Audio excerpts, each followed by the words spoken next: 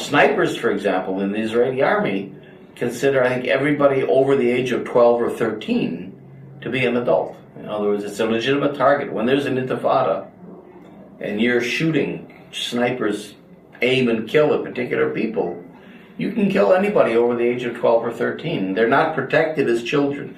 International law sees children as being under the age of 18. So from the Israeli point of view, it's under the age of 12 or 13. Each year, 700 Palestinian children, on average, are detained by the Israelis, usually for offences no more serious than throwing stones at the Israeli forces of occupation. We know that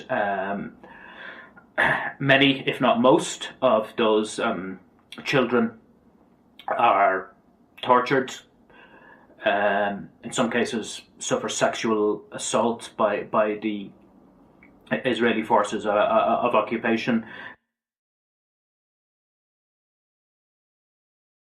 So the reason that Palestinians are separated from the Jewish population of Israel is not to use their labor in the way that Africans were separated off from whites in Bantustan. Rather, Palestinians are being separated in the process of ideally what Israel wants is to drive them out, to eliminate them, to get rid of them. So the kind of racism that's involved is entirely different.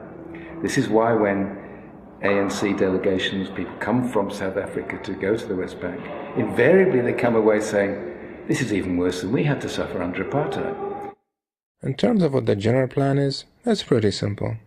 Break the Palestinian spirit, especially organize peaceful resistance, so that they cannot fight for their basic rights. How this is done? In as many ways as possible.